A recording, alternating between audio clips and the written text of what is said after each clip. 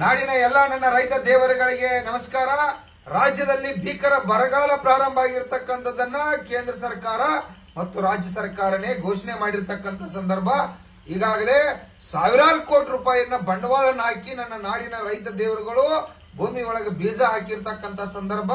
ಸಂಪೂರ್ಣ ಇವತ್ತು ಮೊಳಕೆ ಹೊಡೆದು ಇವತ್ತು ಬೆಳೆ ಒಣಗ್ತಾ ಇದೆ. ರಾಜ್ಯವ್ಯಾಪಿ ಕೂಡ ಮಳೆ ಇಲ್ಲ, ಇವತ್ತು ದೇಶವ್ಯಾಪಿ ಕೂಡ ಮಳೆ ಆಗ್ತಾ ಇಲ್ಲ ಅನ್ನೋ ಆತಂಕ. ಇವತ್ತು ನಾಡಿನ ನನ್ನ ರೈತ ದೇವರುಗಳು ಸಂಕಷ್ಟದಾಗಿದ್ದರು.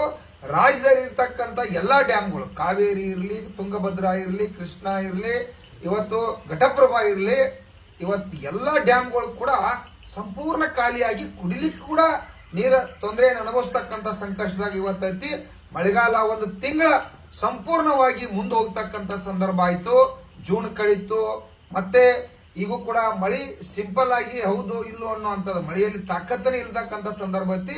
ನಾಡಿನ ರೈತ ದೇವರುಗಳೆಲ್ಲ ಬಹಳಷ್ಟು ಸಾಲ ಮಾಡಿ ಬಹಳಷ್ಟು ಸಂಕಷ್ಟ ಅನುಭವಿಸಿ ಮುಂದೇನೋ ನಮಗ 4 ರೂಪಾಯಿ ಬರ್ತೈತಿ, ನಮ್ಮ ಕುಟುಂಬ ಬದುಕ್ತೈತಿ, ನಾಡಿಗೆ ಅನ್ನ ಆಗ್ತೈತಿ ಅನ್ನುವಂತ ಚಿಂತನೆ ಇಟ್ಕೊಂಡು ನಾವೆಲ್ಲ ಬಿತ್ತನೆ ಮಾಡಿರ್ತಕ್ಕಂಥ ಸಂದರ್ಭ.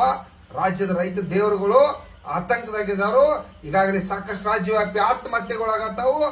ಅದಕ್ಕಾಗಿ ರಾಜ್ಯದ ಮುಖ್ಯಮಂತ್ರಿಯವರು ಡಿ.ಕೆ. ಶಿವಕುಮಾರ್ ಸಾಹೇಬರು, 224 ಮಂದಿ ಶಾಸಕರು, ಮಂತ್ರಿಗಳು, ರಾಜ್ಯದ ದೇಶದ ಎಲ್ಲಾ ಸಂಸದರು, ದೇಶದ ಪ್ರಧಾನ ಮಂತ್ರಿಯವರು ಈ ಬರಗಾಲಕ್ಕಾಗಿ ತಾವ ಇವತ್ತು ಪ್ರತಿ ಸಲ ಬರಗಾಲ ಬರ್ತೈತಿ, ಪ್ರವಾಹ ಬರ್ತೈತಿ, ನಾವು ಎಲ್ಲಾ ಸಂಕಷ್ಟನ್ನ ಎದುರಿಸ್ತು, ಇದನ್ನೆಲ್ಲ ಕಪ್ಸ್ಕೊಂಡು ಹೊಂಡೋದು.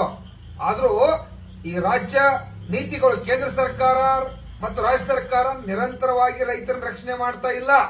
ಅದಕ್ಕಾಗಿ ರಾಜ್ಯ ಸರ್ಕಾರ, ಕೇಂದ್ರ ಸರ್ಕಾರ ಒಂದು ರೈತ ಪ್ರಾಧಿಕಾರವನ್ನ ಮಾಡಬೇಕು. ರೈತರಿಗೆ ಪರಿಹಾರ ನಿಧಿಯಾಗಿ 50,000 ಕೋಟಿ ರೂಪಾಯಿ ಹಣ ತೆಗೆದಿರ್ಬೇಕು. ರೈತ ಯಾವಾಗ ಸಂಕಷ್ಟದಾಗ ಬರ್ತಾನೋ, ರೈತರು ಯಾವಾಗ ಪ್ರವಾಹ, ಅತಿವೃಷ್ಟಿ, ಅನಾವೃಷ್ಟಿ ಒಳಗಾಗ್ತಾನೋ, ಆತ್ಮಹತ್ಯೆ ಮಾಡ್ಕೋತಾನೋ, ಸಂಕಷ್ಟದಾಗಿರ್ತಾನೋ, ಅವಾಗ ನೆರವಾಗಲಿಕ್ಕೆ ರಾಜ್ಯ ಸರ್ಕಾರ, ಕೇಂದ್ರ ಸರ್ಕಾರ ಪ್ರಾಧಿಕಾರ ಮಾಡಿ ಹಣ ಇಟ್ಟಿದ್ದಪ್ಪ ಅಂತಂದ್ರೆ ತಕ್ಷಣ ಉಪಯೋಗ ಆಗ್ತೈತೆ. ನಾವು ಪರಿಹಾರ ಘೋಷಣೆ ಮಾಡಿ ಮತ್ತೆ ಬೆಳೆ ಬೆಳೆದ ಮತ್ತೆ ಮಳೆ ಆಗುವವರೆಗೆ ಪರಿಹಾರ ಕೊಟ್ಟಿದ್ರೆ ರೈತರು ಉದ್ಧಾರ ಆಗ್ಲಿಕ್ಕೆ ಸಾಧ್ಯ ಇಲ್ಲ.